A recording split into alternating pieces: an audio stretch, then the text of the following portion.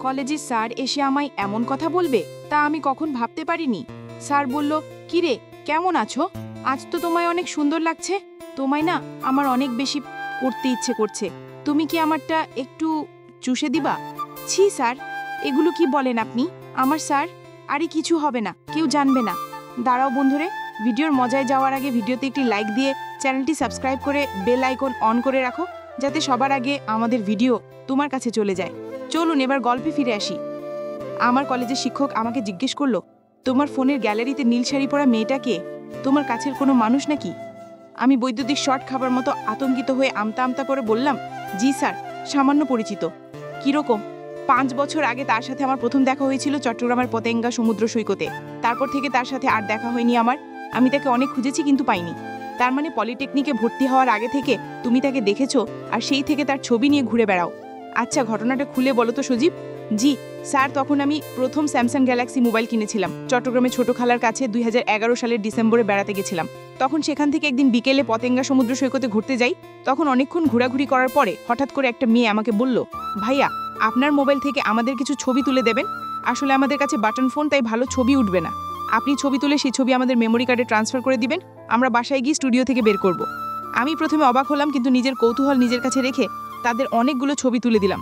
এরপর তাদের সবগুলো ছবি ডিলিট করে দিচ্ছি, কিন্তু এই 5টা ছবি বিগত 5 বছরে অনেক চেষ্টা করে ডিলিট করতে পারিনি। আহারে বেচারা সুপ্ত ভালোবাসা। জি স্যার, তার নাম কি? নাম জানি না। এখন যদি হঠাৎ করে তার সাথে দেখা হয়ে যায় তাহলে তুমি কি করবে?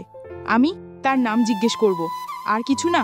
না, প্রথমে কি তার নাম জিজ্ঞেস করবে, এরপরে তাকে প্রপোজ করবে না তুমি? স্যার, আপনি বছরখানেক আগে একদিন ক্লাসে বলেছিলেন যদি কাউকে প্রপোজ করতে হয় তবে প্রথমে তাকে মানসিকভাবে প্রস্তুত করে নিতে হবে। না হলে আমি যে তাকে প্রপোজ করব সেটা যদি সে আগে থেকে বুঝতে না পারে তাহলে হঠাৎ করে অপ্রস্তুত হয়ে যাবে। কিন্তু আগে থেকে যদি কিছুদিন তার ভাবনার মাঝে ঢুকতে পারি তাহলে ফলাফল ভালো আসার সম্ভাবনা আছে। বাহ, মনে আছে এখনো? জি স্যার। মেয়েটার নাম নাজমা আক্তার বৃষ্টি। আপনার পরিচিত? হ্যাঁ। বলেন কি, কিভাবে চিনেন আপনি স্যার? বৃষ্টির জন্মের পর থেকে চিনি, আর তাকে খাইয়ে পরিয়ে মানুষ করছি। মানে নাজমা আক্তার বৃষ্টি আমার বড় মেয়ে। লে হালুয়া। বলেন কি স্যার? হ্যাঁ। সরি স্যার, আমি জানতাম না। যদি জানতে তাহলে কি তোমার মোবাইল আমার কাছে দিতে না, নাকি তার ছবি ডিলিট করে দিতে? জানি না। স্যার, একটা প্রশ্ন ছিল। বলো। আপনি মাঝে মাঝে বলতেন আপনার মেয়ে বৃষ্টির জন্য আপনি বছরখানেক ধরে চিন্তিত। বৃষ্টির কি হয়েছে? এক কাজ করো, কলেজ তো ছুটি হয়ে গেছে, তাই চলো রাস্তায় হাঁটতে হাঁটতে বলছি। ঠিক আছে চলুন স্যার। যার সাথে কথা বললাম তিনি আমাদের ডিপার্টমেন্টের সবচেয়ে মজার স্যার। সিটি পলিটেকনিকে এসে দেখতে দেখতে 4 বছর পেরিয়ে গেছে, আর এই 4 বছরের মধ্যে যতগুলো বন্ধু পেয়েছি তার মধ্যে স্যারের নামও আছে। কিন্তু স্যারের বাসায় কখনো যাওয়া হয়নি বলে বৃষ্টির সাথে দেখা হয়নি আমার। বৃষ্টিকে চট্টগ্রামে দেখার পরে এতটা ভালো লেগেছিল যেটা বোঝানো সম্ভব ছিল না।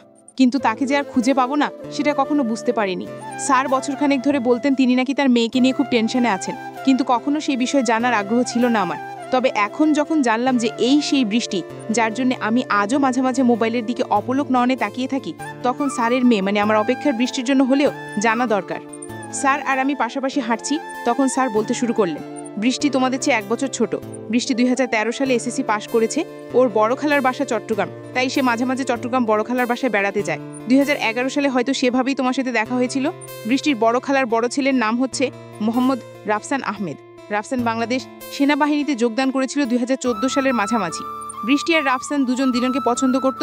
বৃষ্টি যখন ক্লাস 9-এ পড়ে তখন থেকে নাকি তাদের প্রেমের সম্পর্ক শুরু হয়, কিন্তু আমরা জানতে পারি রাফসানের চাকরি হবার কিছুদিন আগে। আমরা সবাই রাজি ছিলাম, তাই বিয়ের দিন তারিখ ঠিক করা হলো। কিন্তু রাফসান নতুন সেনাবাহিনীতে যোগদান করেছে, তাই শুধু এঙ্গেজমেন্ট সম্পূর্ণ করে রেখেছিলাম। চাকরির 1 বছর পরে রাফসানের ডিউটি পড়ে রাঙামাটি পার্বত্য জেলায়।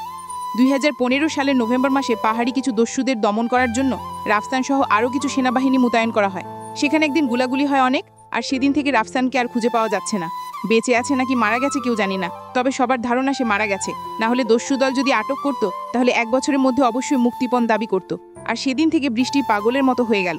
আমি অনেক চেষ্টা করছি বোঝাতে, কিন্তু পারছি না। তাই বিগত 1 বছর ধরে আমি ওকে নিয়ে টেনশনে থাকি সবসময়। মনে হয় না জানি কখন কি ভুল সিদ্ধান্ত নেবে। আমি বললাম, এই 1 বছরের মধ্যে বৃষ্টি কি একটুও পরিবর্তন হয়নি? হ্যাঁ হয়েছে। আগে সবসময় রুম অন্ধকার করে বসে থাকতো, তবে মাস 3 ধরে রুম থেকে বেরিয়ে বেলকনিতে দাঁড়িয়ে থাকে। প্রতি শুক্রবার বিকেলে আমার ছোট মেয়েকে নিয়ে চরের হাট নদীর তীরে ঘুরতে যায়।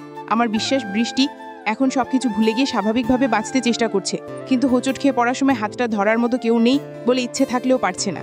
আমি চেয়েছিলাম বিয়ে দিয়ে দেব, কিন্তু এত বড় ধাক্কা হয়তো সহ্য করতে পারবে না, তাই আগে ওকে স্বাভাবিক করতে হবে, তারপর ভালো একটা ছেলে দেখে বিয়ে দিয়ে দেব। আমি বললাম, আমি কি বৃষ্টির সাথে দেখা করতে পারি? হ্যাঁ পারো, তোমাকে দেখলে ও চিনতে পারবে কিনা জানি না, তবে তোমার সাথে দীর্ঘ 4 বছরের চেনা পরিচিতির দ্বারা জানি যে তুমি ওকে স্বাভাবিক করতে পারবে। তবে আমি চাই তুমি তোমার সেই পুরনো পরিচয় দিয়ে কথা বলো, তুমি যে আমার ছাত্র সেই বিষয়টা প্রথমে যেন সামনে না আসে। ঠিক আছে স্যার, আমি চেষ্টা করব, আর আপনার বিশ্বাসটা যেন রাখতে পারি দোয়া করবেন। অবশ্যই দোয়া করি। আগামীকাল শুক্রবার, তাই বিকেলে যখন বৃষ্টি আর আমার ছোট মেয়ে ঘুরতে যাবে তখন তুমি সেখানে তার সাথে দেখা করো। এমনভাবে দেখা করবে যে তুমি জানোই নি বৃষ্টি এই শহরে থাকে। ঠিক আছে স্যার, আমি এখন তার নাম্বারটা দিয়ে দিচ্ছি, তুমি রেখে দাও তোমার কাছে। অবস্থা বুঝে তারপর যদি ভালো মনে করো তাহলে ফোনে যোগাযোগ করিও। আচ্ছা ঠিক আছে স্যার, তাই হবে। নাম্বার নিয়ে নাচতে নাচতে দুলতে দুলতে মেশের মধ্যে চলে আসলাম। রুমের দরজা বন্ধ করে প্যান্টের উপর লুঙ্গি পরে লাফিয়ে লাফিয়ে লুঙ্গি ডান্স করছি। আমার রুমমেট দুজন, শফিক আর রকি, এরা দুজনই কলিজার হারামি বন্ধু। তাদের মতো বন্ধুর জন্য পৃথিবীতে আমার কোনো শত্রুর দরকার নেই। মেসের মধ্যে যিনি রান্না করেন তাকে সবাই খালা বলে ডাকি, তিনিও আমার বিষয় জানতো। আমাকে এসে বলল, মামা এ খুশিতে মেসের মধ্যে আপনি নিজের খরচে বিরিয়ানি রান্না করার ব্যবস্থা করে দিবেন, সবাই মিলে খেয়ে আপনার জন্য দোয়া করা হবে। বললাম, সবকিছু হবে, আগে তো কাজটা হোক। সবে মাত্র খুঁজে পেলাম, এখনো কত কাজ বাকি। আচ্ছা ঠিক আছে মামা, তাই করেন। দুপুরের খাবার খেয়ে বিছানায় শুয়ে শুয়ে মোবাইল হাতে নিয়ে নাম্বারটা বারবার দেখছি। কিছুক্ষণ ধরে মনের মধ্যে পরিস্থিতি অনুযায়ী গান আসছে, যেমন এখন মনে আসছে অনেক সাধনার পরে আমি পেলাম মোবাইল নাম্বার। না, মিলল না। পরবর্তীতে মোবাইল নাম্বার পাওয়ার বিষয়ে আমাকে একটা গান লিখতে হবে। ঘুমানোর চেষ্টা করছি কিন্তু ঘুম আসছে না।